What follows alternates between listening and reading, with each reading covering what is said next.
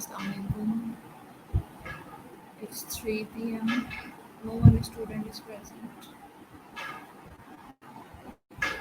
जल्दी जल्दी से ज्वाइन कर लें आप लोग.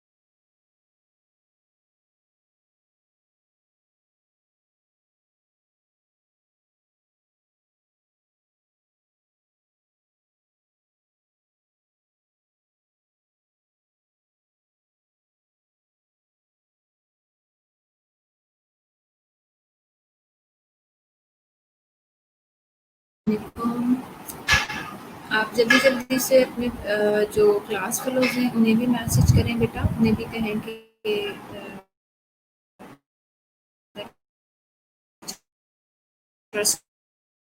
स्टार्ट होना है तो ज्वाइन करें.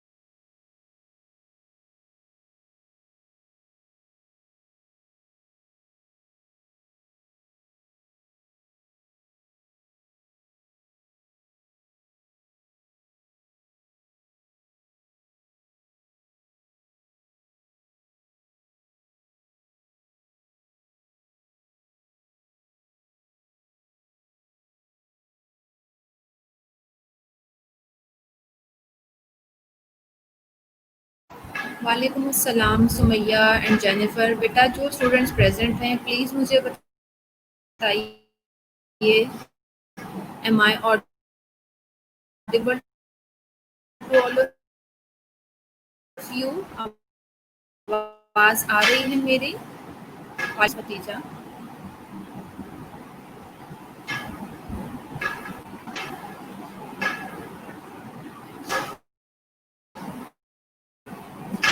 मैं ठीक हूँ अल्हम्दुलिल्लाह. आप कैसी हैं भतीजा?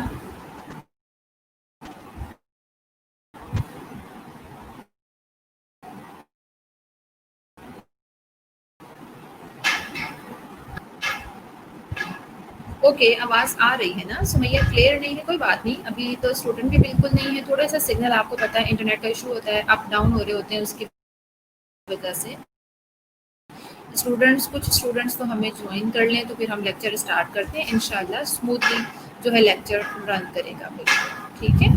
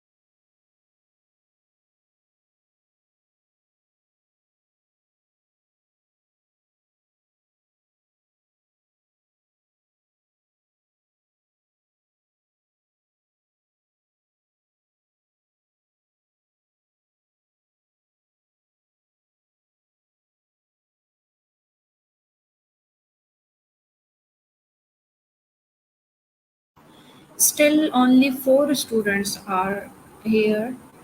جلدی جلدی سے پلیز جوائن کر لیں سب.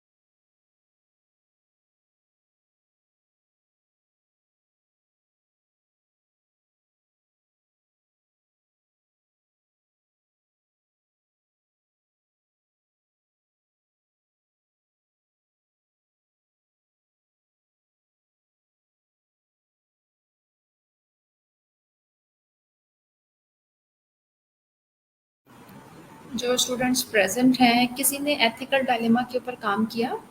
میں نے کہا تھا نا سب اسٹوڈنٹ سے کہ ایتھیکل ڈائلیما کسی نے بھی انکاؤنٹر کیا ہو اپنی پریکٹسز میں تو میرے ساتھ شیئر کریں گے. کسی اسٹوڈنٹ کے پاس ہے کوئی ایتھیکل ڈائلیما جو آپ نے فیس کیا ہو؟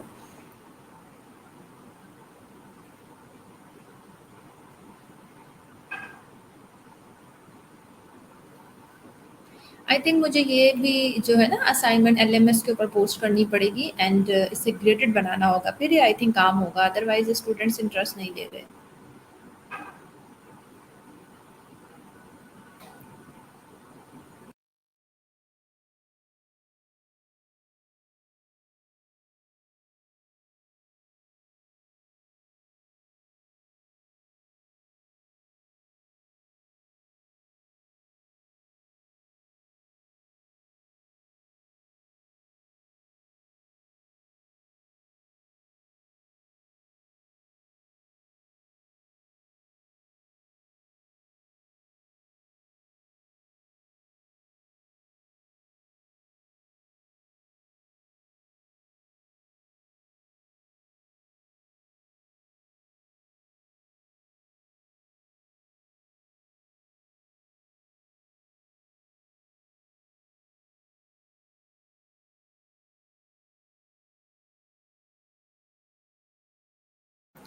Okay, I will post it on LMS and it will be a graded assignment for all of you.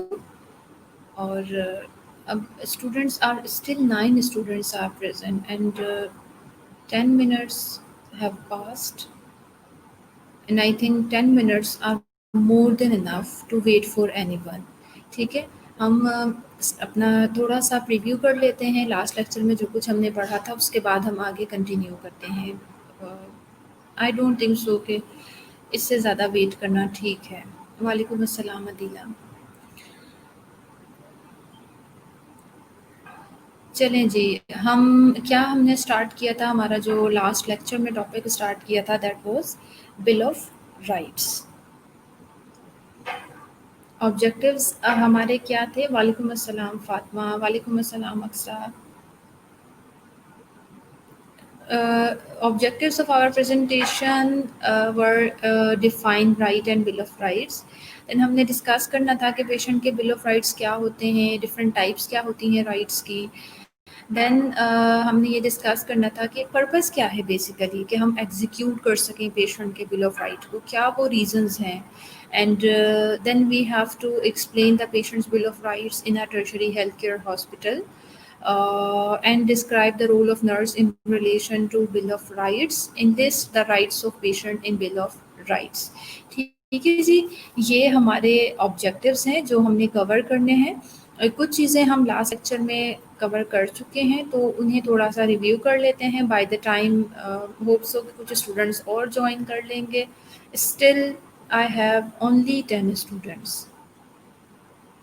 Definitions हमने पढ़ी थी बेटा के राइट्स क्या होते हैं. राइट्स बेसिकली हमने पढ़ा कि क्या होते हैं. They are basically basic normative rules, यानी basic according to the norms जो रूल्स होते हैं, that what you are allowed to do, यानी कोई भी शख्स क्या ऐसी चीज़ें हैं जो वो करने के लिए ही और she is allowed legally, socially and ethically. यानी ये मैंने आपके साथ डिस्कस किया था कि राइट का मकसद हरगिज़ this is not specific to the legal system, this is not specific to the only society, to the ethics. ये सारी चीज़ें क्यूमुलेट होकर राइट्स को बना रही होती हैं, यानी वो आपके फंडामेंटल नॉर्मेटिव रूल्स के जिनके अकॉर्डिंग आप जो भी कोई शख्स है सोसाइटी के अंदर मौजूद है, ही और she is allowed to do anything and ही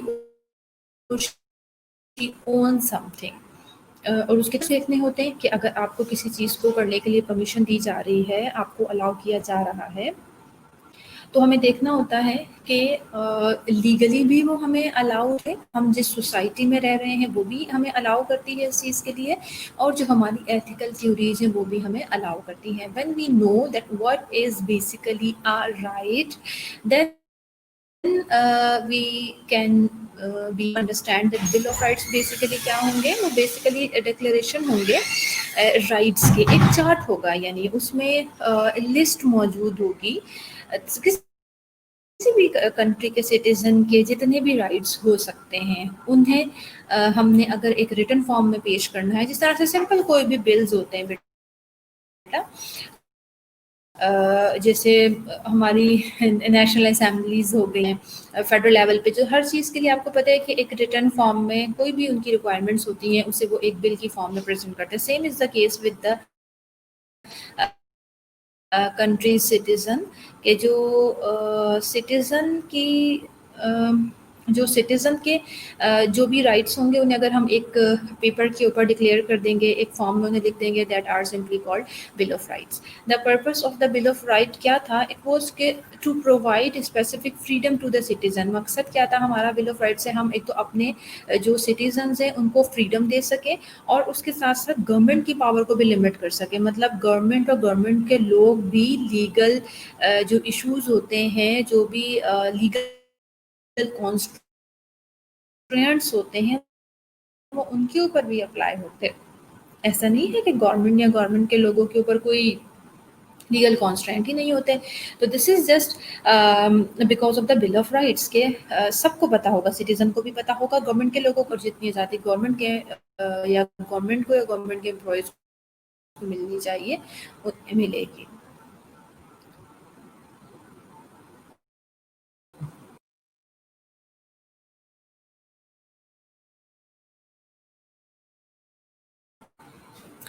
फिर हमने पढ़ा था कि पेशेंट के बिल ऑफ राइट की अगर हम बात करेंगे, तो ऑब्वियसली वी नो हम बायो एथिकल जो हमारी स्टेटमेंट्स होती हैं, हमने कहा था कि ये सबसे ज़्यादा बेसिक और बहुत इम्पोर्टेंट बायो एथिकल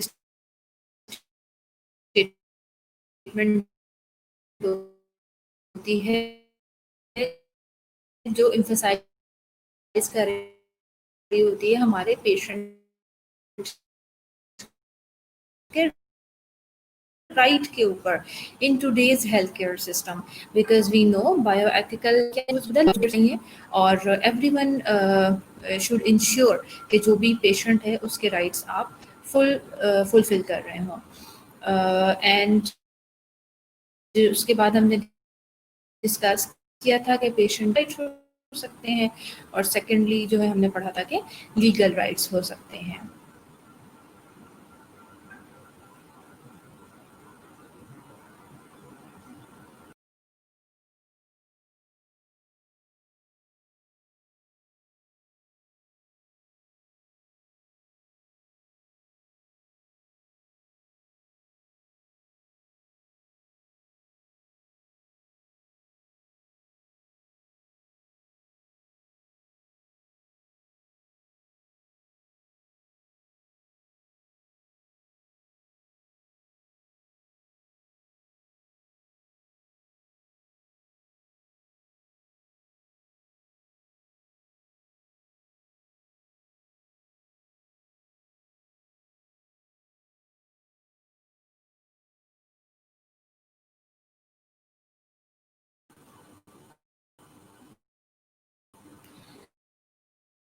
دین جو ہم نے نیکسٹ اسٹارٹ کیا تھا دیٹ واز پرپسز پڑھنا شروع کیے تھے ہم نے of executing patients bill of rights. ٹھیک ہے جی، جلدی جلدی سے جوائن کر لیں بیٹا، جسٹ 12 آر ہیئر. چلیں، پرپسز بھی ہم پڑھ چکے تھے تو بس اسے جلدی جلدی سے تھوڑا سا ہم ریویو کر لیتے ہیں. اور میں ریویو صرف اس لیے کر رہی ہوں تاکہ اگر کوئی اسٹوڈنٹ مس ہو گیا تھا اس سے لاسٹ لیکچر تو اس سے بھی انڈرسٹینڈنگ ہو جائے، اور پلس آپ لوگ بھی ساتھ ساتھ جوائن کر لیں. بہت کم اسٹوڈنٹ ہیں، بہت کم اسٹرینتھ ہے، ٹائم سے آیا کریں بیٹا. پرپسز یہی تھے کہ فرسٹ آف آل یہ ہم نے ڈسکس کرا کہ پیشنٹ کو اپنے رائٹس کے بارے میں اویئرنیس ہوگی، تو الٹیمیٹلی وہ اپنی جو بھی نیڈس ہوں گی وین ایور ہی نیڈ، وہ اپنے رائٹس کو جو ہے وہ یوز کر سکے گا. انشور کرنا تھا پیشنٹ کی ڈگنیٹی کو، اس کی رسپیکٹ کو، اس کی سیلف اسٹیم کو امپروو کرنا تھا. اینڈ پیشنٹ کی cooperation in your health care system آپ اسے اویل کر سکتے ہیں. اور آبویسلی سب سے امپورٹنٹ چیز یہ ہے کہ لیگلی آپ کا جو پیشنٹ ہے وہ بھی پروٹیکٹ ہو جاتا ہے، اور جو بھی ہیلتھ کیئر پرووائڈر ہے وہ بھی لیگلی پروٹیکٹ ہو جاتا ہے due to the patients bill of right ہے. وی آل نو کہ پیشنٹ کے یہ رائٹس ہیں. جب کیئر پرووائڈر اینڈ میرے پیشنٹ کو بھی پتا ہوں گے تو آبویسلی پیشنٹ بھی اس کے لیے مجھ سے کوشچن کر سکتا ہے، مجھے لیگلی سو سکتا ہے، اور میں بھی آبویسلی میرے مائنڈ میں بھی یہ چیز ہوگی کہ مجھے پیشنٹ کے جو بھی رائٹس ہیں انہیں پرووائڈ کرنے ہیں. To improve the patient trust, faith and confidence towards the healthcare provider and help the patient in decision making regarding that. Because دیکھیں جب آپ کا پیشنٹ آپ کے ساتھ جو ہے آپ پہ ٹرسٹ کرنا شروع کر دے گا، ٹھیک ہے، تو آبویسلی وہ آپ اس کو ڈیسیجن میکنگ میں گائڈ کر سکیں گے. جب آپ اسے ڈیسیجن میکنگ میں گائڈ، جو بھی سجیشنز ہوں گے ان کو پازیٹیولی لے گا. اسی طرح سے پیشنٹ کے جو بھی ریکارڈز ہوتے ہیں انہیں کانفیڈینشیل رکھنا، ان کی پرائیویسی کو مینٹین کرنا. کوئی بھی پروسیجر پرفارم کر رہے ہیں اس میں یہ ہمارا مقصد ہے، ہمارا پرپس ہے بل آف رائٹس کا، اینڈ ہیلپ کرنا ہوتا ہے ہم نے تاکہ کوآرڈینیٹ کر سکیں ہم ہاسپٹل کے رول اور ریگولیشنز کو، and help ensure and continue the treatment as per the patient interest and beliefs. یعنی پیشنٹ کے بھی کچھ نہ کچھ انٹرسٹ ہوں گے، کچھ بلیفس ہوں گے، اس کو بھی ہم نے مائنڈ میں رکھتے ہوئے انشور کرنا ہے کہ پیشنٹ کی جو ٹریٹمنٹ ہے وہ کنٹینیو رہ سکے. دس از all because of the patients bill of right to help the patient analyse about the available health resources and their utilization. اس کے بعد ہم نے یہی آئی تھنک فرسٹ جسٹ ہم پڑھ سکے تھے، فرسٹ ہم رائٹ ڈسکس کر سکے تھے اور ٹائم ختم ہو گیا تھا.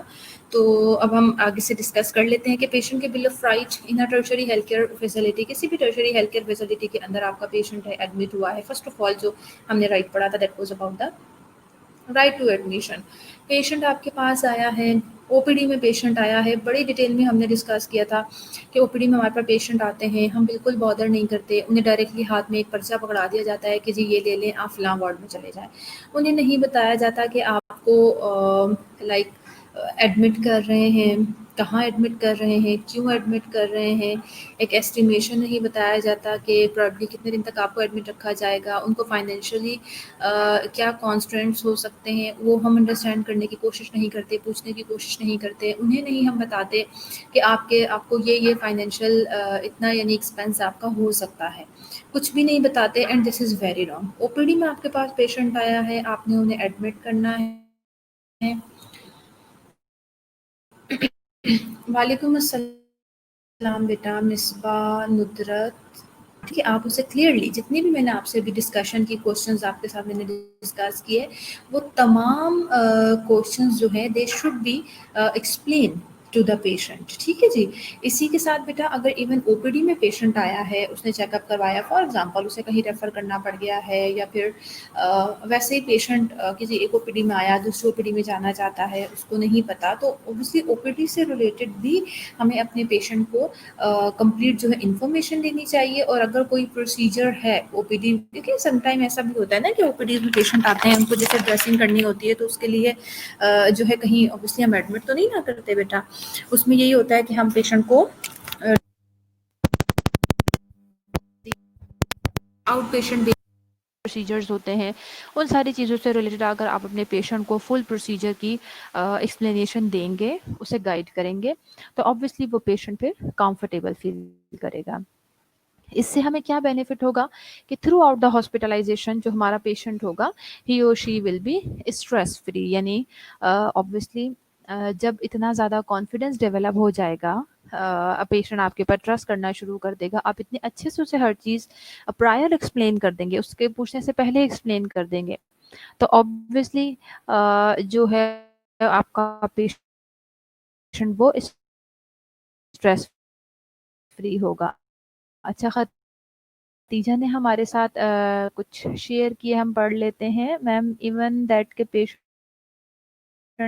کا ڈسچارج پروسیس بھی at the time of admission start کرنی چاہیے. پیشنٹ کا جو ڈسچارج کا پروسیس ہے وہ بھی at the time of admission start ہو جاتا ہے. کس طرح سے اسٹارٹ ہو جاتا ہے, بہت اچھا آپ نے ایکسپلین کیا کہ دیکھیں جب آپ کے پاس پیشنٹ آ گیا ہے, from the very first day, even from the very first minute, آپ کو پیشنٹ میں ہونے, پیشنٹ کی جو فزیکل کنڈیشن ہے, اس کی جو بھی سائیکولوجیکل ایموشنل کنڈیشن ہے, ہر چیز کو آپ نے آبزرو کرنا ہے. اس کی کیا کیا نیڈز ہو سکتی ہیں وہ آپ نے ساتھ ساتھ نوٹ ڈاؤن کرنی ہوتی ہے. دین اس کے بعد ہم کیا کرتے ہیں, فلفل ہو گئی ہے, and at the time of discharge from the hospital we have to سی کہ ہمارے پیشنٹ کی کون کون سی نیڈز ہیں جو فلفل نہیں ہوئی ہیں, اور وہ کون کون سی نیڈز ہیں کہ جس سے ریلیٹڈ ہمیں پیشنٹ کو ایجوکیشن دینی ہوگی. کیونکہ دیکھیں ایک ایگزامپل ہے, پیشنٹ آپ کے پاس کوئی ڈائبٹک پیشنٹ تھا, گھر جائے گا اوبیسلی ڈسچارج ہو کر, تو کیا آپ کو نہیں لگتا اس کو ایجوکیشن کی ضرورت ہے؟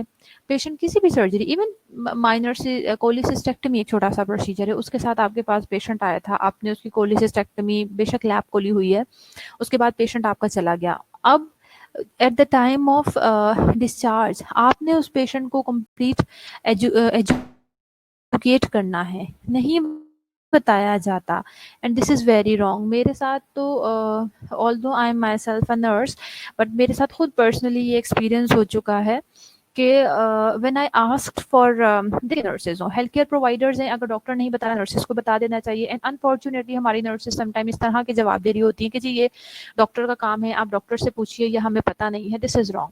تو وہی بات کہ ایون آپ کے پاس کولیسسٹیکٹمی کا پیشنٹ بھی آپ کے پاس سے جا رہا ہے, تو آپ نے اس کو تمام چیزیں ڈیٹیل میں خود سے بتانی ہے, اس سے پہلے ایون کہ وہ آپ سے پوچھے.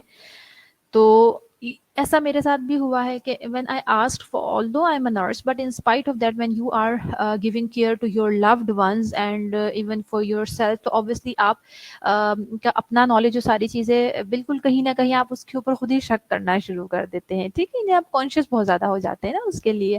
تو when I asked one by one for each and everything, then she replied me, otherwise انہیں نہیں پتا کہ پیشنٹ کو کوئی ٹیچنگ بھی دینی ہوتی ہے at the time of discharge. تو بہت اچھی بات آپ نے شیئر کی ہمارے ساتھ خدیجہ, گڈ. وعلیکم السلام اقصا, شمائلہ اینڈ عارفہ. اتنا لیٹ جوائن کر رہے ہیں آپ لوگ. چلیے جی, ان پیشنٹ ڈپارٹمنٹ نیکسٹ ہمارا جو رائٹ ہے نا, patient is admitted in the ward, ہی اور she should be informed about the details of care to be given to him or her as a checklist for patient's verification. The patient should be informed in advance regarding the nursing procedure, who will be the nurse, etc. Important legal documentation of the patient's rights, wherein the patient is informed clearly, both orally and in writing, to be performed, and the signature obtained from the patient or his or her spouse, parents or family member.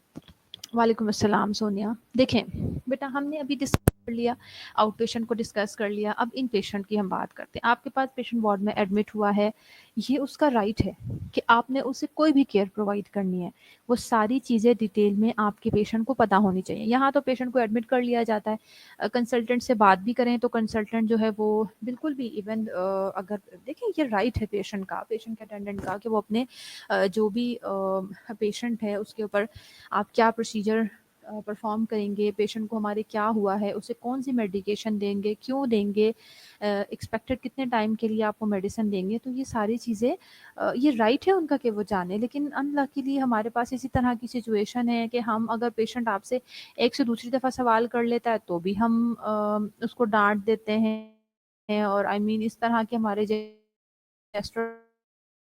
ہوتے ہیں کہ جی یہ تو ہمارا کام ہے, آپ ہمیں کرنے دیں, اور آپ کیوں اس طرح کے بار بار ریلیٹڈ آپ نے تمام ڈیٹیل اسے پرووائڈ کرنی ہے, انفارم کرنا ہے. اور دیکھیں ایون انٹرنیشنل پروٹوکول آپ یہ دیکھیں کہ وہ تو یہ کہہ رہے ہیں کہ as a check list for patients verification, کہ آپ نے جو جو چیزیں یا ایون اگر آپ نے کوئی پروسیجر پرفارم کرنا ہے تو پیشنٹ کو بھی پتا ہونا چاہیے, اس کے پاس ایک چیک لسٹ کی فارم میں چیزیں موجود ہونی چاہیے, کون کون سے اسٹیپس ہیں جو مجھ پر, یا کون کون سی کیئر ہے جو میرے لیے فالو کی جا رہی ہے, اور وہ کون کون سے پوائنٹس ہیں, کون کون سی چیزیں ہیں جو جنہیں جو ہے نگلیکٹ کیا جا رہا ہے. اینڈ نیکسٹ وہی چیز ہے جو ابھی ہم نے ڈسکس کی کہ کوئی بھی نرسنگ پروسیجر آپ نے پیشنٹ کے اوپر پرفارم کرنا ہے, کوئی بھی نرسنگ پروسیجر ہے تو وہ اس کی بھی کمپلیٹ ڈیٹیل جو ہے وہ آپ کے پیشنٹ کو یا اس کے اٹینڈنٹ کو پتہ ہونی چاہیے. دین نیکسٹ اسٹیپ ہے ہمارا انفارم کنسنٹ کا, جو بہت ڈیٹیل میں ہم آلریڈی ڈسکس کر چکے ہیں. انفارم کنسنٹ ہے, آپ سب کو پتہ ہے وہ ایک لیگل ڈاکیومنٹ ہے, پیشنٹ کا رائٹ ہے, کلیئرلی اس کے اوپر ہر چیز ریٹن میں بھی موجود ہونی چاہیے, اور اورلی بھی آپ نے اپنے پیشنٹ کو انفارم کرنی ہے. دیکھیں ایسا تو یہ بالکل بھی جیسٹر اچھا نہیں ہوتا کہ ہم ایک پیپر لے کے پیشنٹ کے پاس جا کے کھڑے ہو جائیں کہ جی اس کے اوپر دستخط کر دیں. نہیں, ایسا نہیں ہے. یا پھر ہم اس پیپر کو لے کر اس کو پڑھنا شروع کر دیں اور پیشنٹ کو سمجھانا شروع کر دیں. نہیں, بہت اچھا سا gesture, friendly gesture, kind gesture یہی ہوتا ہے کہ ہم پہلے پیشنٹ کے پاس جا کر اس سے اورلی ایک جنرل ڈسکشن اسٹارٹ کریں. تو کیا ہوتا ہے کہ پیشنٹ ایک جو فرائٹنگ کنڈیشن ہو جاتی ہے نا, وہ چیز ڈیولپ نہیں ہوتی. پھر آپ اورلی پیشنٹ کے ساتھ ڈسکس کریں, اس کے بعد اوبویسلی وہ ساری چیزیں ریٹرن میں ہونا بہت ضروری ہے. پھر آپ انہیں بتائیں کہ جی دیکھیں یہ چیزیں ہم نے اس کے اوپر لکھی ہوئی ہیں. اس کے بعد آپ پیشنٹ سے یا پھر ان کے کوئی بھی اٹینڈنٹ ہو سکتے ہیں, کوئی فیملی ممبر ہو سکتے ہیں, پیرنٹس ہو سکتے ہیں, اسپاؤز ہو سکتے ہیں, آپ ان سے سگنیچر لے لیں گے. تو یہ سب آپ کا ان پیشنٹ ڈپارٹمنٹ, آپ کا جو ایک بل آف رائٹ میں ایک رائٹ ہے, ان پیشنٹ ڈپارٹمنٹ اگر پیشنٹ آپ کے پاس ہے, ایڈمٹ ہوا ہے آپ کے پاس, تو ان ساری چیزوں کا آپ نے خیال, ساری چیزیں آپ کے پیشنٹ کے رائٹس ہیں. چلیں جی, نیکسٹ جو رائٹ ہے پیشنٹ کا, that which is a right that extends to all aspect of his or her care, including care for his screen should be provided during physical examination, and the body should not be exposed unnecessarily. A moral privacy, this is the right to take decisions on his or her own without the interference of others. Legal privacy, this is the right to check on his or her own case sheet and reports, and the right to choose the treatment methods. Uh, and violating privacy, the patient's privacy rights should never be.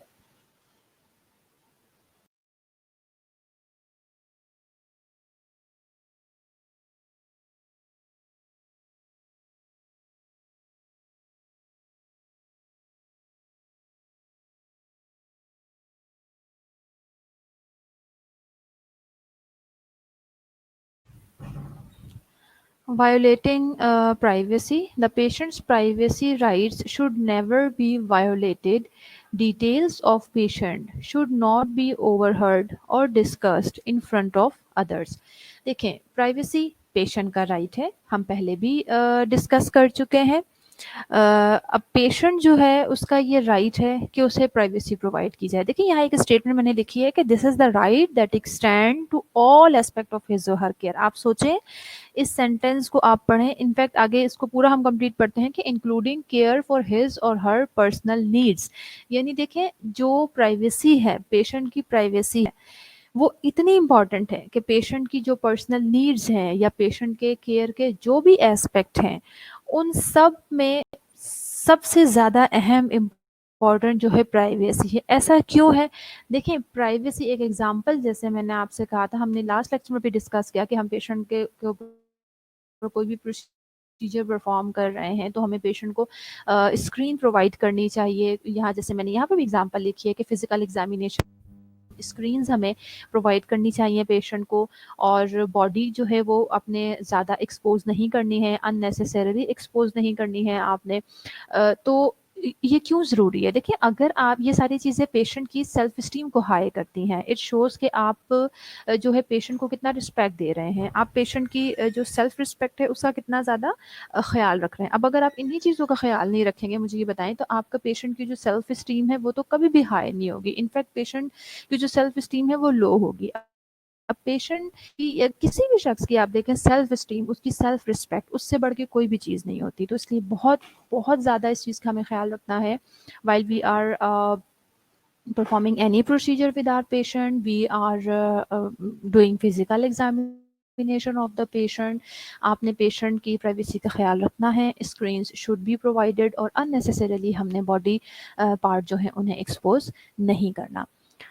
Then discuss किया हमने, types आपके साथ discuss किए, ठीक है, moral privacy और legal privacy. Moral privacy क्या है? This is the right to take decisions on his और her own without the interference of others. यानी morally this is the right of the patient, and according to the bill of rights, patient's bill of rights, this is the right of the patient that he or she can take decision for herself or himself। देखें, अब different किस्म के decision हो सकते हैं, whether they want to continue the treatment or not, whether they want to change their ward, whether they want to change their hospital, whether they want to change their consultant। ये सब patient के rights हैं और इसमें बिल्कुल भी interference नहीं होनी चाहिए। अगर आप इंटरफेरेंस किस सेंस में बेटा, देखिए, गाइड ज़रूर करें आप, you are a nurse, whether कोई भी हेल्थ केयर प्रोवाइडर हैं, फिजिशियन हैं, नर्सेज हैं, आप बिल्कुल पेशेंट को गाइड ज़रूर करें, बट उन्हें कभी भी आपने अपना डिसीजन उनके ऊपर इम्पोज नहीं करना। अगर आप उनके ऊपर अपना डिसीजन इम्पोज करेंगे, this is called basically interference। ठीक है बेटा, and this is not allowed because this is you are violating the patient's right। Then next is legal privacy। This is the right to check on his or her own case sheet and reports and the right to choose the treatment methods। ये legally patient का right है, legal privacy के under patient का right है कि जो उसकी अपनी केस शीट्स होती हैं, यानी जो हिस्ट्री शीट्स, डिफरेंट देखें उसके नाम यूज़ होते हैं डिफरेंट हॉस्पिटल्स में, डिफरेंट एरियाज़ में, जो केस शीट्स होती हैं, प्लस उसके साथ आपकी रिपोर्ट्स अटैच होती हैं, ठीक है, पेशेंट की क्या ट्रीटमेंट मेथड यूज़ होगा, वो सारी चीज़ें पेशेंट के नॉलेज में होनी चाहिए। पेशेंट हो गए, उनके कोई अटेंडेंट हो गए, जो भी लुक आफ्टर कर रहे हैं उन्हें या फिर रिस्पॉन्सिबल है उनके ट्रीटमेंट के लिए, उन्हें वो सारी चीज़ें उनके नॉलेज में होनी चाहिए। हमारे यहाँ क्या प्रैक्टिस होती है, बिल्कुल भी देखें पेशेंट अलाउ ही नहीं होता कि वो अपनी जो इवन फाइल को बिल्कुल हाथ लगाना अलाउ नहीं होता। सिस्टर्स जो नर्सेज होती हैं वो डांट देती हैं, फिजिशियंस मना कर देते हैं। तो basically we are violating the rights of the patient. Legally this is the right of the patient कि वो सारी चीज़ें उनका एक्सेस भी होना चाहिए, प्लस उसके लिए वो डिसीजन मेकिंग भी कर सकें। एंड थर्ड पॉइंट इज़ कि उनकी प्राइवेसी का भी ख्याल रखा जाए, यानी उनके जितने भी डॉक्यूमेंट्स हैं, उनकी रिपोर्ट्स हैं, लैब रिपोर्ट्स हैं, उनकी हिस्ट्री शीट के ऊपर उनकी सारी हिस्ट्रीज लिखी हुई हैं, वो सारी चीज़ें किसी और के साथ शेयर नहीं करनी है। और वायलेटिंग प्राइवेसी है, उसमें बेटा ये है कि पेशेंट की जो प्राइवेसी है ये it should not be violated. Patient की प्राइवेसी को वायलेट नहीं करना है। पेशेंट की जो डिटेल्स हैं they should not be overheard और discussed in front of other. क्यों बेटा फातिमा, आवाज़ क्यों नहीं आ रही? किसी को भी नहीं आ रही क्या आवाज़? जल्दी से बताइए फिर मैं कंटिन्यू करूं। जल्दी से बताइए बेटा, आवाज़ नहीं आ रही क्या?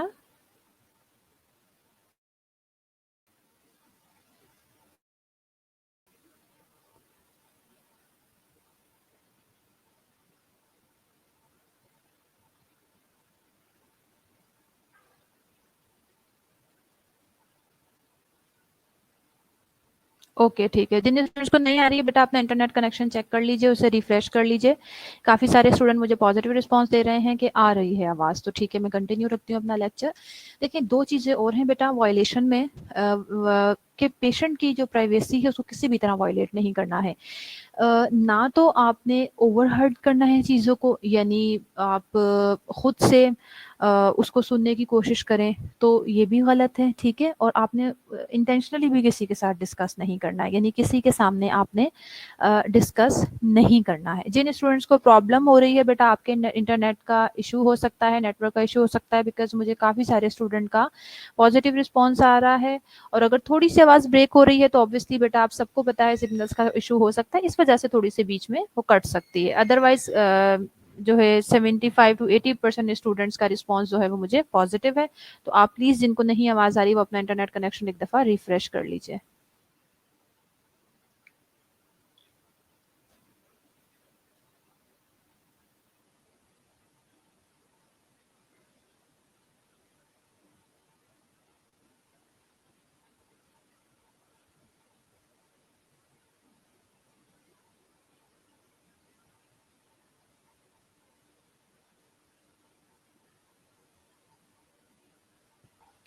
चलें जी, नेक्स्ट राइट देख लेते हैं हम। Right for choosing the treatment method.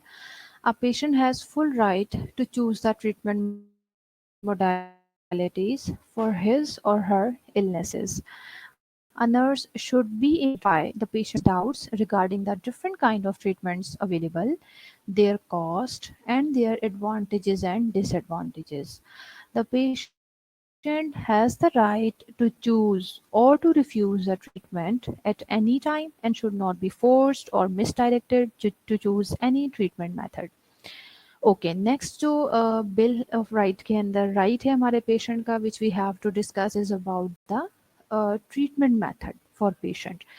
Treatment method, patient के पास देखें ये कंप्लीट उसका राइट है कि वो सबसे पहले तो अपनी ट्रीटमेंट के लिए क्या मोडालिटीज़ यूज़ करेगा वो उसे सेलेक्ट करे। सबसे पहली चीज़ उसने क्या ट्रीटमेंट मोडालिटीज़ चूज़ करनी है। अब नर्स का यहाँ पे क्या रोल आता है, देखिए नर्स शुड बी एबल कि वो आपके पेशेंट के जितने भी डाउट्स हैं, जितनी भी क्वेरीज हैं regarding different kind of treatment available हमारे पास। देखें एग्जांपल मैंने यहाँ पे आपको एक पिक्टोरल एग्जांपल यहाँ पे दी है कि अगर एक पेशेंट है हमारे पास ब्रेस्ट कैंसर के साथ, वो पेशेंट है, आप सबको पता है ऑब्वियसली फाइनल डिसीजन जो होता है वो तो आपको पता है कि according to the patient's condition physician ही एक फाइनल डिसीजन लेते हैं। लेकिन this is the right of the patient कि वो अपनी ट्रीटमेंट मोडालिटीज़ को खुद चूज़ कर सके। अब वो किस तरह से चूज़ कर सकता है, बीइंग अ नर्स या being any health care provider. हमारा क्या रोल है, ब्रेस्ट कैंसर का पेशेंट को रेडिएशंस कब देनी है, पेशेंट को कीमोथेरेपी पे कब लेके आना है, पेशेंट को सिर्फ पैलिएटिव केयर के ऊपर कब लेके आना है। फिर वी होती हैं, this is the responsibility of the nurse of any health care provider कि जितनी भी हमारे पास अवेलेबल ऑल्टरनेटिव चॉइसेस मौजूद होती हैं रिगार्डिंग ट्रीटमेंट, सबसे पहले तो आप अपने पेशेंट को उससे रिलेटेड उसकी जितने भी क्वेरीज हैं, जितने भी आप वो क्लियर कीजिए। उसके बाद देखें ये बात भी हमने लास्ट लेक्चर में बार बार डिस्कस की थी, मैं बार बार इस चीज़ पे फोकस करती हूँ, इम्पोज करती हूँ आप लोगों के ऊपर कि जो कॉस्ट होता है इस चीज़ का, specially in which society we are living, इस चीज़ का हमें हमेशा ख्याल रखना है बेटा। वेदर हमारे पास पेशेंट एडमिट होने के लिए आ रहा है, जिस तरह से मैंने आपको बताया था ओपीडी में हमारे पास पेशेंट आ रहा है, आप उसको क्लियरली उसी टाइम में सारी चीज़ें एक्सप्लेन करें। मे बी वो अफोर्ड ना कर सकता हो, then we have second choice, हम उसे किसी गवर्नमेंट हॉस्पिटल के बारे में जो है बता सकते हैं, या फिर हमारे पास आपको पता है डिफरेंट वेलफेयर्स की बेस हॉस्पिटल्स होते हैं, प्लस हॉस्पिटल के अंदर वेलफेयर की फैसिलिटीज़ मौजूद होती हैं। तो इसलिए इसी तरह से ट्रीटमेंट हमारे पास जो जो अवेलेबल है उन सब के जो कॉस्ट हो सकता है, एक एस्टिमेटेड कॉस्ट आपने अपने पेशेंट को क्लियरली बताना है, प्लस जो भी ट्रीटमेंट मोडालिटीज़ हैं उसके एडवांटेजेस उस पेशेंट के लिए क्या हो सकते हैं और डिसएडवांटेजेस या उसके साथ अटैच या फिर कोई भी हार्मफुल कॉन्सिक्वेंसेस उस पेशेंट को क्या आ सकते हैं, वो तमाम चीज़ें आपने अपने पेशेंट को क्लियरली बतानी है, तमाम डाउट्स उसके क्लियर करने हैं। एंड आफ्टर दैट जब आपने उसको सारी ऑप्शंस बता दिए, ऑप्शंस के तमाम प्रॉज एंड कॉन्स बता दिए, कॉस्ट बता दिए, now it's up to the patient اب یہ پیشنٹ کا رائٹ ہے کہ وہ اس میں سے کس چیز کو سلیکٹ کرتا ہے اور کس چیز کے یا پھر کس ٹریٹمنٹ موڈالٹیز کو وہ ریفیوز کر دیتا ہے. And this is also right of the patient کہ وہ کسی بھی وقت اس کی ایک ٹریٹمنٹ چل رہی ہے at any point of time وہ جو ہے ٹائم پہ جو ہے ٹریٹمنٹ کے لیے ریفیوز کر سکتا ہے. ٹھیک ہے، اس کو لگتا ہے کہ نہیں بس مجھے فردر اس ہاسپٹل میں اس چیز کو کنٹینیو نہیں کروانا تو وہ اسے منع کر سکتا ہے، ریفیوز کر سکتا ہے. یہ بھی پیشنٹ کا رائٹ ہے. اور کسی بھی چیز کے لیے پیشنٹ کو جو ہے آپ فورس نہیں کر سکتے ہیں اور نہ ہی آپ مس ڈائریکٹ کر سکتے ہیں to choose any treatment method.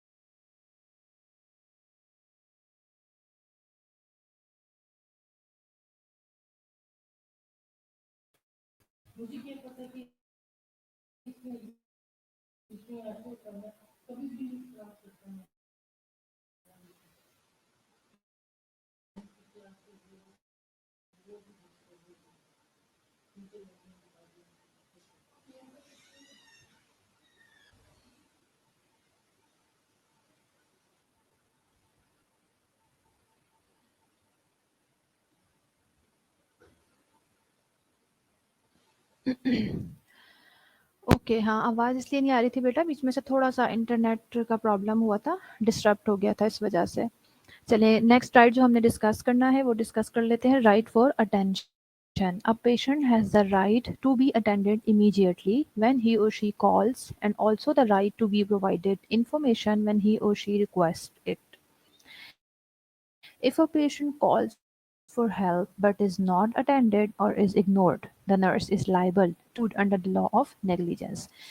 Uh, this is the right of the patient that he or she should be attended immediately. یعنی آپ کے پیشنٹ کو کوئی بھی پرابلم ہے، اس نے آپ کو کسی بھی وقت بلایا ہے، you have to respond to the patient immediately.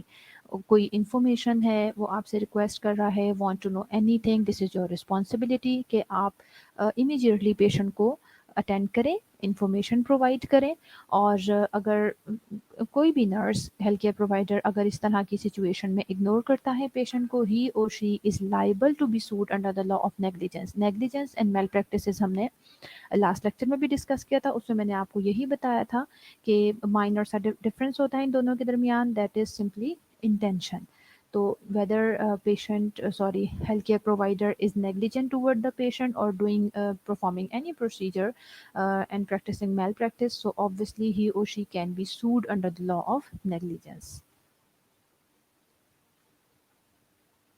Okay treatment موڈالٹیز ہم نے ڈسکس کر لی ہیں. دین right to get Orient hospital admitted to a hospital, the surroundings are new to him or her, and therefore a nurse should orient the patient to all the departments in the hospital.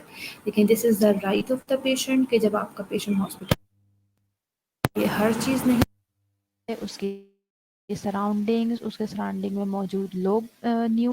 This is the responsibility of the nurse कि जो patient है उसको जिस ward में वो admit हुआ है at least उस वार्ड की पूरी ओरिएंटेशन करवानी चाहिए। वैसे तो देखें आइडियली आइडियली तो ये प्रोटोकॉल्स हैं इंटरनेशनली, तो ये प्रोटोकॉल्स हैं कि जो हॉस्पिटल है पूरे हॉस्पिटल का ओरिएंटेशन होना चाहिए आपके पेशेंट को, बट एटलीस्ट आपके पेशेंट को जिस वार्ड में वो एडमिट है उसका ओरिएंटेशन ज़रूर करवाना चाहिए। नर्स की रिस्पॉन्सिबिलिटी होती है एटलीस्ट आपके पेशेंट को मालूम हो कि उसके आसपास जैसे बेड्स मौजूद हैं, उसका बेड है तो उसके आसपास कौन कौन से जैसे साइड टेबल होता है, ये सारी चीज़ें जानना क्यों ज़रूरी है बेटा। देखिए ऑल्दो हम नर्सेज पेशेंट के साथ ही मौजूद होते हैं, पेशेंट के अटेंडेंट उनके साथ मौजूद होते हैं, सम टाइम लाइट्स भी ऑन होती हैं सबकी, लेकिन देखिए सम टाइम ऐसी सिचुएशंस भी हो सकती हैं सडन से लाइट चली जाए या इस तरह की सिचुएशन में अगर पेशेंट आपका ओरिएंटेड ही नहीं होता, उसको पता ही नहीं होगा इन चीज़ों के बारे में, तो उसको इंजरी हो सकती है। इसलिए हमें ये सारी चीज़ें बतानी। अच्छा स्टूडेंट्स हमारे साथ पार्टिसिपेट कर रहे हैं। जी बिल्कुल नुदरत आप ने बिल्कुल ठीक कहा। एग्जैक्टली डॉक्टर के रूम के बारे में भी पता होना चाहिए, नर्सिंग काउंटर के बारे में पता होना चाहिए, वॉशरूम के बारे में पता होना चाहिए, उम, और अगर उनको कोई भी काम है तो क्या नुदरत? उनको किससे बात, हाँ ठीक है गुड, बिल्कुल उन्हें कोई भी इशू है तो उन्हें पता होगा कि नर्सिस काउंटर कहाँ है, कहाँ मौजूद होती हैं, हमें जो भी इशू है हम उनसे जाके डिस्कस कर सकते हैं। हमारे साथ शेयर किया है कि exactly ward and room orientation also given to the patient start of the shift. Okay ठीक है गुड, बिल्कुल यही मैं आपसे डिस्कस कर रही हूँ कि एटलीस्ट वार्ड की ओरिएंटेशन अपने पेशेंट को आपने ज़रूर करवानी है। देन राइट नेक्स्ट जो to know about the drugs administered. A patient should be informed about the drugs being administered to him or her. It is the duty of a nurse to ensure that the patient is given details such as the dosage of the drug, the reason why it is administered, the action of the drug, its side effect, how it can be taken safely, and also to administer the drug to the patient on time. Okay ji, ये भी patient का right है कि patient को कोई भी medicine आप दे रहे हैं, पेशेंट को पता होना चाहिए कि उसे कौन सी मेडिसिन दी जा रही है, क्यों दी जा रही है। हमारे यहाँ ये भी बहुत रॉन्ग प्रैक्टिस। हमारे पेशेंट्स होते हैं अगर वो चले, वैसे तो खैर हमारे बड़े मासूम से पेशेंट होते हैं पूछते ही नहीं है, लेकिन अगर कुछ पेशेंट हैं they are educated, they know each and everything and even they want to know about their treatment, तो हम उनके सवाल का जवाब देना हम उनसे कह देते हैं कि जी बस डॉक्टर ने आपके मेडिसिन लिख के दी है तो हम आपको दे रहे हैं आप खाएं, या इस तरह के क्वेश्चंस के जवाब हम इस तरह दे देते हैं कि जी आपके डॉक्टर आपके लिए मेडिसिन लिख के गए थे आप उनसे पूछिएगा। तो दिस इज़ रॉन्ग। पेशेंट के साथ हमेशा काइंड रहें, हमेशा पोलाइट रहें, ये राइट्स हैं पेशेंट के, ये सारे होंगे तो आप पेशेंट के राइट्स को फुलफिल कर रहे होंगे जो मेडिसिन दे रहे हैं। क्यों ठीक है, मैं ये नहीं कह रही आपसे कि आप वहाँ बैठ के पेशेंट को पूरी जो है फार्माकोलॉजी पढ़ाना शुरू कर दें, आप उसे मेडिसिन का मोड ऑफ एक्शन बताना शुरू कर दें, फार्माकोडायनेमिक्स बताना शुरू कर दें, नहीं। लेकिन आप एटलीस्ट अपने पेशेंट को जो ड्रग आपने एडमिनिस्टर की है, पेशेंट को दी है, वेदर इंजेक्शन फॉर्म में है, कोई मेडिसिन टैबलेट दी है आपने उसे खाने के लिए, कम से कम आपका पेशेंट कंफर्टेबल करे, आपके ऊपर जो और ज़्यादा बेटर होना शुरू हो जाएगा। और उसमें क्या-क्या डिटेल्स है कि बहुत ज़रूरी है कि आप अपने पेशेंट को डोजेज बताएं। समटाइम पेशेंट, मैंने आपसे कहा ना बड़े मासूम से पेशेंट होते हैं हमारे, तो वो समटाइम इस चीज़ पे भी तो कहते हैं कि जी ये समटाइम ऐसा होता है ना, देखिए कोई मेडिसिन होती है वो टीडीएस में मिल रही होती है, पेशेंट की कंडीशन रिकवर करना शुरू करती है तो डॉक्टर उसको बीडी में कर देते हैं। अब जो हमारे पेशेंट होते हैं वो इतने मासूम होते हैं, वो अगर उनको 3 के बजाय 2 टाइम वो मेडिसिन मिलना शुरू हो जाती है तो वो परेशान हो जाते हैं, वो भी क्वेश्चन करना शुरू कर देते हैं नर्सेस से, या डॉक्टर उनके पास आते हैं काम करने के लिए जो भी है, तो उनसे इसके बारे में भी क्वेश्चन करना शुरू कर देते हैं। सारी इसमें आपको पैनिक होने की ज़रूरत नहीं है, आपको गुस्सा करने की ज़रूरत नहीं है। आप पेशेंट को आराम से बताइए कि जी आपकी ये मेडिसिन बिल्कुल ये 3 टाइम आपको दी जाती थी, लेकिन ये अब आपकी मेडिसिन डॉक्टर ने कम कर दी है, 3 दफ़ा नहीं आपको डे में 2 मरतबा ये मेडिसिन हम देंगे। सो डोजेज आप पेशेंट को बताएँगे कर रहे हैं, आपके बॉडी पे इसके क्या इफ़ेक्ट होंगे। यानी फॉर एग्जांपल एक पेन किलर हम दे रहे हैं, तो हम आसान लैंग्वेज में बिल्कुल पेशेंट को बता सकते हैं कि ये आपके दर्द को ठीक करने के लिए हम मेडिसिन दे रहे हैं। साइड इफ़ेक्ट्स देखें मेडिसिन के बता सकते हैं, उससे क्या बेनिफिट होगा। पेशेंट एकदम से पैनिक नहीं होता, डर नहीं जाता चीज़ों से, उसे पता होगा कि अच्छा ठीक है, ये मुझे असिस्टेंट ने बताया था कि इसको कैसे आपको चक्कर आ सकता है, नोज़िया हो सकता है, आपका दिल घबरा सकता है, तो वो एकदम से पैनिक नहीं होता। और प्लस एजुकेशन देखें, हर चीज़ में हम एजुकेटर का रोल है ना, तो एजुकेशन देना, जैसे डिफरेंट हमारे विटामिन्स होते हैं, multi vitamins, they are taken safely with meal. अगर हम उसे मील के साथ लेते हैं तो उसका क्या बेनिफिट होता है, वो उसकी एब्जॉर्प्शन बहुत ज़्यादा बॉडी में करता है, एब्जॉर्प्शन को जो है वो उसकी परसेंटेज को बढ़ा देता है। ये सारी वो चीज़ें हैं कि जब हम अपने पेशेंट को बताएंगे तो ऑब्वियसली हम खुद को भी एक सेफ साइड के ऊपर रख रहे होंगे, पेशेंट भी हमारे ऊपर ट्रस्ट करना शुरू कर देगा। और ऑब्वियसली जब हम थर्ड और मोस्ट इम्पॉर्टेंट थिंग तो यही है कि हम अपने पेशेंट के राइट्स को फुलफिल कर रहे हैं। लास्ट पॉइंट इसमें जो है हमने पढ़ा कि जो भी ड्रग्स होंगी वो पेशेंट को आपने हमेशा ऑन टाइम एडमिनिस्टर करनी है। चलिए जी, right to access document. Patient has the right to access documents and reports when needed. Patient has the right to access the lab values and to know the normal or the reference range, and also any deviation from the normal values. जो भी documents है patient के, जिस तरह से मैंने अभी पहले डिस्कस किया प्राइवेसी ऑफ द डॉक्यूमेंट्स के बारे में, कि उनकी कॉन्फिडेंस पेशेंट हमसे पूछना शुरू करते हैं। सिस्टर्स का बहुत मतलब सम टाइम बहुत रूडली भी पेशेंट्स को आंसर करती हैं कि जी आप इनको ना देखें, आप इनको हाथ ना लगाएं, डॉक्टर आएंगे आप उनसे पूछिएगा। नहीं, आप एटलीस्ट देख तो सकते हैं ना, आप उनको कोई मेडिकल डायग्नोज नहीं बना के बता रहे, लेकिन आप उनकी एक जनरल कंडीशन तो बता सकते हैं कि वो डिटोरियोरेट कर रही है या फिर उनकी रिपोर्ट्स बेटर आई हैं। साथ आप उन्हें कह सकते हैं कि ठीक है, फाइनल जो होगा आपको आपके फिजिशियन आएंगे, डॉक्टर आएंगे, आप उनसे सवाल कीजिएगा अकॉर्डिंग नॉलेज। जितना मुझे पता है या जितना मैं आपको बताने के लिए अलाउ हूँ, आप जो भी यूज़ करना चाहते हैं आप यूज़ कर सकते हैं कि जो मैं आपको बताने के लिए अलाउ हूँ, तो वो ये चीज़ें मैं आपको बता सकती हूँ, इससे ज़्यादा मैं आपको नहीं बता सकती। इसी तरह से लैब वैल्यूज़ हैं, उनकी रेफरेंस रेंज होती है, आप उन्हें बता सकते हैं कि उसकी यहाँ से यहाँ तक नॉर्मल रेंज होती है, इससे डेविएशन इससे थोड़ी सी कम आई है आपकी वैल्यू, या फिर इससे थोड़ी सी आपकी वैल्यू ज़्यादा आई है। ठीक है जी। Next is transcultural care right. A patient has the right to get complete nursing care irrespective of his or her caste, religion, race, age, sex, ethnicity, etc. There should be no racial discrimination or differentiation shows. Patient most important right, last lecture में भी discuss किया था। Trans cultural care nursing में हमें from the very beginning when we learn about the fundamentals of nursing, हमें ये चीज़ पढ़ाई जाती है, बार बार समझाई जाती है, बार बार कि जो नर्सेज हैं they have to provide the care to the patients transculturally. यानी ये हमारे पेशेंट का राइट है, नर्सेज की ड्यूटी है कि वो पेशेंट को केयर प्रोवाइड करें इर्रिस्पेक्टिव ऑफ देयर कि वो किस रिलीजन से उनका ताल्लुक़ है, पेशेंट की एज क्या है, पेशेंट का जेंडर क्या है, इन सारे पेशेंट का फाइनेंशियल स्टेटस क्या है, सोशल स्टेटस क्या है, इन सारी चीज़ों को हमने एक साइड पे रखना होता है और पेशेंट को according to their needs care provide करनी होती है। कोई भी रेशियल डिस्क्रिमिनेशन या फिर डिफ्रेंसिएशन पेशेंट्स की तरफ हमने शो नहीं करना।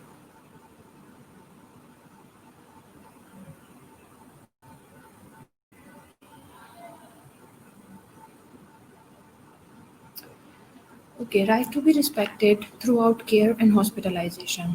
A patient should be respected and treated with dignity. He or she should be addressed by his or her name or not by the color of the dress, physical features such as height or bed number. This is the right of the patient. सबसे पहले कि हम अपने patient को respect दें, ठीक है। Through out the hospitalisation, आपका पेशेंट हॉस्पिटलाइज है, आपने अपने पेशेंट को रिस्पेक्ट प्रोवाइड करनी है। A patient should be respected, उनकी डिग्निटी आपने मेंटेन रखनी है। ये बहुत रॉन्ग प्रैक्टिस है जो हम फॉलो कर रहे होते हैं कि हम पेशेंट को उनके बेड नंबर से कॉल कर रहे होते हैं, इस तरह से बात कर रहे होते हैं कि हाँ जी वो पेशेंट जिसकी एम्पुटेशन हुई हुई है, हाँ वो पेशेंट जो है ना डिजीज़ से हम उन्हें मुखातिब कर रहे होते हैं। ये बहुत रॉन्ग प्रैक्टिस है, ये बिल्कुल भी इंटरनेशनली एक्सेप्टेबल नहीं है। और ऑब्वियसली आप खुद को उसकी जगह पर रख कर देखें तो आपको फील होगा कि ये कितना ज़्यादा इंसल्टिंग होता है। पेशेंट को उनके नाम से कॉल कीजिए, सबसे ज़्यादा बेस्ट तरीका ही यही है, ठीक है जी। अच्छा, अब ऑलमोस्ट 3 और 4 मिनट्स आर रिमेनिंग, तो हम जल्दी से थोड़ा सा रिव्यू कर लेते हैं जो राइट्स आज हमने डिस्कस किए हैं। हमने डेफिनेशन पढ़ी थी, राइट्स क्या होते हैं, बिल ऑफ राइट्स क्या होते हैं, उसके बाद हमने टाइप्स ऑफ जो पेशेंट के राइट्स हैं उन्हें डिस्कस किया, प्राइवेसी पढ़ी, प्राइवेसी की डिफरेंट टाइप्स पढ़ी हैं हमने। After that we discussed one by one different rights of the patient which are usually written in the bill of right and they should be provided in any tertiary healthcare facility. That was about right for attention कि आपका patient जो भी आपको जब भी call करता है, आपसे कोई इन्फॉर्मेशन चाहता है, आप उसको कोई किसी भी किस्म की कोई प्रॉब्लम है, उसको पेन हो रहा है या वॉट एवर कुछ भी है, वो आपको कॉल करता है तो आपने इमीडिएटली उसको रिस्पॉन्ड करना है।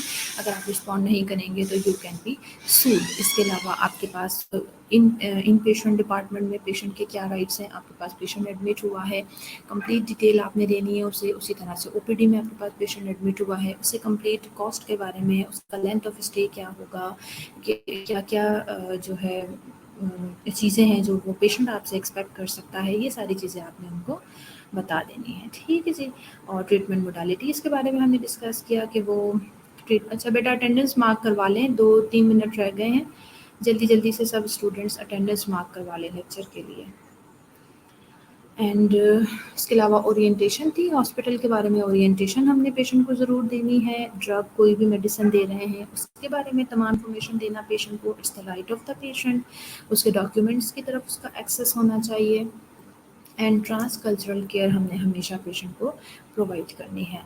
And throughout the hospitalization जब आप उन्हें केयर प्रोवाइड कर रहे हैं तो it is the right of the patient कि उसकी रिस्पेक्ट की जाए। अब इससे आगे मज़ीद कुछ राइट्स हैं वो हम इंशाल्लाह नेक्स्ट लेक्चर में डिस्कस करेंगे।